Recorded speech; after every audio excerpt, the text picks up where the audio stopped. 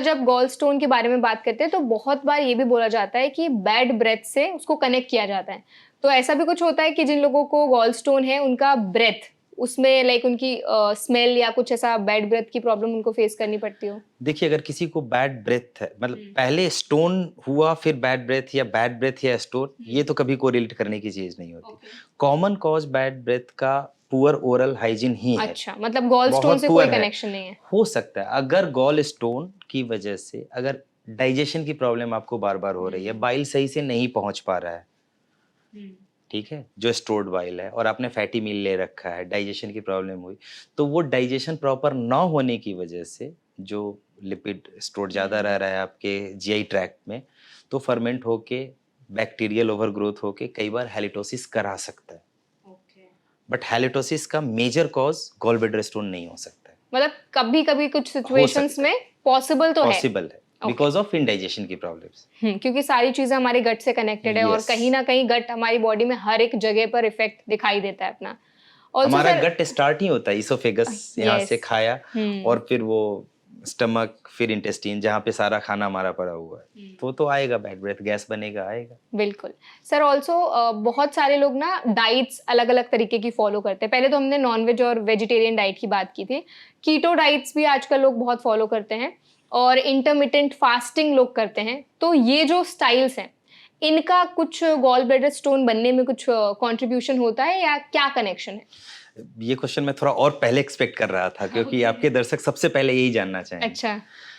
देखिए, gall bladder stone हुँ। जो बनने का प्रोसेस होता है ना, उसमें एक जो प्रोलॉन्ग फास्टिंग है, ये भी बहुत बड़ा रीज़न है। ज़्यादा देर तक प्रोलॉन्ग्ड ओके। फास्टिंग। इसमें होता क्या है कि गॉल ब्लैडर में बाइल स्टोर्ड है आपका। आपने बहुत देर तक फास्टिंग कर रखी है, आपका फूड आया नहीं, गॉल ब्लैडर को स्टिमुलस मिला नहीं बाइल जीआई ट्रैक्ट में लाने के लिए, आपके इंटेस्टाइन में लाने के लिए। तो गॉल ब्लैडर की स्टेसिस हो गई, बाइल की स्टेसिस हो गई गॉल ब्लैडर के अंदर, ठीक है? और फिर जैसे ही आपने फास्टिंग तोड़ी, अच्छे से खाना खाया आपने, फिर उस समय गॉल ब्लैडर की फास्ट एम्प्टिंग हुई। तो इस समय अगर आपकी बाइल सैचुरेटेड है, सुपर सैचुरेटेड है, इमीडिएट वो प्रेसिपिटेट होके स्टोन बनाने के चांसेस मतलब बढ़ बढ़ जाते जाते हैं। हैं। तो prolong fasting can be a reason, मतलब एक एक रीज़न हो सकता है गॉल स्टोन बनने का आपका।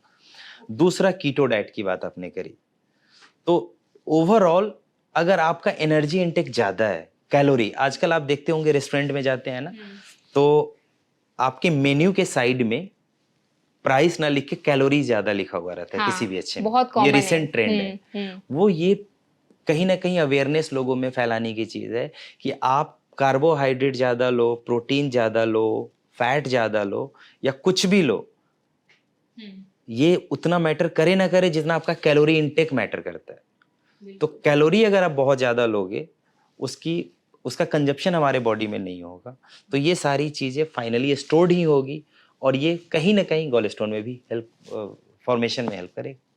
सर आपने बताया था कि गॉल ब्लैडर में जो स्टोन बनते हैं, छोटे-छोटे भी बन सकते हैं और एक बड़ा स्टोन भी बन सकता है। क्या मैक्सिमम साइज़ हो सकता है? कितना बड़ा स्टोन हो सकता है गॉल ब्लैडर में? जितना बड़ा गॉल ब्लैडर का साइज़ है, उतना बड़ा स्टोन बन सकता है। तो सर वो फटेगा नहीं अगर वो इतना बड़ा हो जाएगा? छोटा गॉल ब्लैडर मैंने आपको बताया कि अगर छोटा स्टोन है, तो वो नीचे किसी और ऑर्गन में, कॉमन बाइल डक्ट में जा सकता है, कोलेंजाइटिस करा सकता है, जिसमें पेशेंट को जॉन्डिस हो सकता है, फीवर और कई बार पेशेंट सेप्टिसीमिया, मतलब पूरे ब्लड में, कई बार बोलते हैं पूरे ब्लड में इन्फेक्शन हो गया है। कई बार हमारे पास में पेशेंट आते हैं बोल के ब्लड में इन्फेक्शन फैल गया है। तो सेप्सिस ये कॉज़ करा सकता है, high grade fever, jaundice, pen abdomen, छोटे स्टोन और पेनक्रेटाइटिस करा सकता है। जब साइज़ बड़ा हो जाए, तो ये छोटे से नेक के थ्रू सीवीडी में कई बार नहीं पहुँचता है। तो ये 2 काम कर सकता है, या तो गॉल ब्लैडर को वहाँ से फाड़ दे, सीधी-सी बात। और जो आस-पास ऑर्गन है उसके अंदर एंटर कर जाए, जिसको इंटरनल फिस्टुलेशन बोलते हैं, फिस्टुला बन गया। मतलब गॉल ब्लैडर के पास में छोटी आंत है, स्टमक है, ट्रांसवर्स कोलोन है, कई सारी ऑर्गन है। ये वहाँ पे जाके इन्फिल्ट्रेट कर सकती है।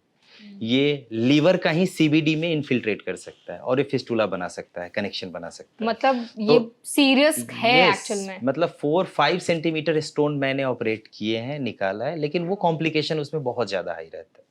और इतना बड़ा स्टोन कई बार गॉल ब्लैडर, मतलब लैप्रोस्कोपिक सर्जरी जो आजकल रिकमेंडेड सर्जरी है, गोल्ड स्टैंडर्ड, कई बार बहुत मुश्किल हो जाता है ऐसे केसेस में करना। तो पेशेंट की जान का भी रिस्क रहता है ऐसी कंडीशंस में? बिल्कुल, गॉल ब्लैडर अगर फट गया तो उसकी जो बाइल जब तक गॉल ब्लैडर सीबीडी उसकी अपने पाइपलाइन, ब्लड जब तक आपके ब्लड वेसल्स में है तब तक ठीक है। वैसे ही बाइल अपने बिलियरी ट्री में है तब तक ठीक है। अगर वो रप्चर होके पूरे पेट में आया तो एक पेरिटोनाइटिस, बिलियरी पेरिटोनाइटिस बोलते हैं, वो तो लाइफ थ्रेटनिंग कॉम्प्लिकेशन हो सकती है। बिल्कुल, मतलब बड़ा स्टोन किसी दूसरे ऑर्गन में डायरेक्ट इन्फिल्ट्रेट कर सकता है ओके। वहां से। सर बहुत से ऐसे लोग हैं जो उनकी ये कंप्लेन रहती है कि अगर गॉल ब्लैडर में स्टोन है या उनको कोई भी गॉल ब्लैडर में कोई इशू है, अदर प्रॉब्लम्स हैं, तो विटामिन की डेफिशिएंसी हो जाती है। एक्चुअल में ऐसा होता है? जो फैट सॉल्युबल विटामिन है उसकी डेफिशिएंसी हो सकती है, क्योंकि अगर गॉल ब्लैडर में स्टोन है और बाइल का प्रॉपर फ्लो नहीं हो रहा है, बहुत लंबी डिजीज खिंच गई है, पेनक्रेटाइटिस भी ऐसे पेशेंट में कई बार हो जाता है, तो इन लोगों में फैट सॉल्युबल विटामिन की डेफिशिएंसी हो सकती है, जैसे कि विटामिन डी डेफिशिएंसी हो सकता है। ओके, तो मतलब ये पॉसिबल है कि आपको डेफिशिएंसी हो हो जाए? सकती है, ओके। बट आजकल विटामिन डी डेफिशिएंसी के बाकी और रीजन बहुत ज्यादा है। क्या क्या रीजंस हैं? सन एक्सपोजर बिल्कुल भी नहीं है हमारा डाइट डू पे यू थिंक इंटेक। कि ऑफिस कल्चर का भी इसमें कहीं ना कहीं कोई यस, रोल ये है? ऑफिस एसी सारा रोल तो है ही, हमारा सन से एक्सपोजर होता कहाँ है। हम्म तो वो सुबह हम एंटर करते हैं और फिर हम रात में जाते हैं, तब तक तो सनलाइट चली जाती है। बस सर ऐसा भी कुछ होता है कि पर्टिकुलर किसी आवर्स की सनलाइट लेना हमारे लिए हेल्पफुल रहती है, यूजफुल रहती है? कितने घंटे की सनलाइट हमें लेनी चाहिए, और दिन का कौन सा ऐसा टाइम है जो अगर उस टाइम पे हम सनलाइट लेते हैं तो हमारे लिए वो बेनिफिशियल है? मैम देखो, आप 12 o'clock जो एकदम इंटेंस धूप होती है वो तो हम ले नहीं सकते ना, वो तो सनबर्न तुरंत स्टार्ट हो जाएगा। तो जनरली अर्ली मॉर्निंग का जो सन बाथ होता है दैट इज मोर बेनिफिशियल। उस समय यूवी रेज और बाकी सब रेडिएशन भी थोड़ा कम होता है, तो जो लाइट्स ये अर्ली मॉर्निंग का जिसको आप आसानी से ले सको वो बेहतर होती है। ओके। सर अभी तक हमने गॉल ब्लैडर को बहुत अच्छे से समझा है, उसके क्या रोल्स होते हैं, किन वजहों से स्टोन हो सकता है और क्या क्या मेजर सिम्टम्स हैं जो पेशेंट को इग्नोर नहीं करने हैं। अब हम बात करते हैं थोड़ा ट्रीटमेंट के बारे में, क्योंकि हमारी जो ऑडियंस है वो ट्रीटमेंट के बारे में काफ़ी देर से इंतज़ार कर रही होगी, तो हम थोड़ा ट्रीटमेंट के बारे में बात करते हैं। अगर हम किडनी स्टोन की बात करें तो अक्सर ऐसा होता है कि किडनी का जो स्टोन होता है वो फिल्टर होकर यूरिन के थ्रू निकल जाता है, लेकिन गॉल ब्लैडर का जो स्टोन होता है उसको मोस्टली केसेस में ऑपरेट ही करना पड़ता है। तो क्या ऑल्टरनेटिव भी इसके कुछ ऑप्शंस है? कैसे इसको ट्रीट किया जा सकता है? क्या क्या ऑप्शंस अवेलेबल हैं? देखिए, गॉल ब्लैडर स्टोन और किडनी स्टोन दोनों इंडिपेंडेंट है। गॉल ब्लैडर का काम है बाइल को स्टोर करना और डाइजेशन में हेल्प करना। किडनी मेन फिल्ट्रेशन का काम करता है, टॉक्सिक मेटाबोलाइट खून निकाल के और यूरिन आपका फॉर्म होता है। तो किडनी में जो स्टोन है उसमें हमारा प्राइमरी फोकस रहता है कि स्टोन को नेचुरल वे से निकाल दिया जाए। बट यहाँ गॉल ब्लैडर में तो जो छोटे छोटे कैलकुलस है उसको भी हम चाह रहे हैं तो वहीं पे रहो, सो दैट कि उसको पेनक्रियाटाइटिस नीचे आके सीबीडी में जाके कोलेंजाइटिस ना कराए। पेनक्रियाज एस्फिंक्टर जो है हमारा, जो कॉमन एस्फिंक्टर है, वहाँ पे आके ब्लॉक करके पेनक्रेटाइटिस ना करा दे। तो छोटे कैलकुलस को भी बोल रहे हैं कि भाई तुम वहीं पे रहो कि कॉम्प्लिकेशन ना दो पेशेंट को। और दूसरा, गॉल ब्लैडर स्टोन अगर बहुत लंबे टाइम तक है तो पहले भी बताया हमने और आपके माध्यम से दर्शक को बताना चाहूँगा, कुछ जो रीजन के लोग हैं उनमें भी जो इंडोगैंगेटिक बेल्ट और इवन क्रोनिक अगर कोलिलिथियासिस है तो ये कैंसर का कारण बन सकता है। ऑल्दो रेयर है बट ये डेटा बोलती है रिसर्च के थ्रू और पेशेंट फॉलोअप के थ्रू कि 70 to 80% गॉल ब्लैडर कैंसर में स्टोन होते हैं। और अगर इस स्टोन को अगर हमने नॉर्मल निकाल भी दिया तो फिर दोबारा स्टोन बनने के चांसेस है। अच्छा, फिर भी चांसेस हो जाते हैं? बिल्कुल चांसेस होता है बनने का। तो इसमें सेफ यही होता है कि आप गॉल ब्लैडर को पूरा स्टोन के साथ निकाले कि दोबारा गॉल ब्लैडर स्टोन बनने का चांस ना हो, दोबारा कैंसर के रिस्क कम हो जाए। तो इसीलिए इसको मोस्टली ऑपरेट ही करने का एक ऑप्शन रहता है? Operation is the best solution. Okay, और किस क्या क्या टेक्निक्स है सर ऑपरेशन के लिए? बेस्ट क्या है? देखिए, गोल्ड स्टैंडर्ड जो बेस्ट ट्रीटमेंट है वो तो laparoscopic minimal invasive gall bladder को निकालना है, जहाँ पे आपको बहुत बड़ा चीरा लगाने की जरूरत नहीं होती है। छोटे छोटे 3 होल या मैक्सिमम 4 होल्स के थ्रू गॉल ब्लैडर को निकाल दिया जाता है। आजकल रोबोटिक सर्जरी भी बहुत लोग, पेशेंट भी प्रेफर कर रहा है, कुछ इंस्टीट्यूशन कर रहे हैं, but gold standard is a laparoscopic cholecystectomy.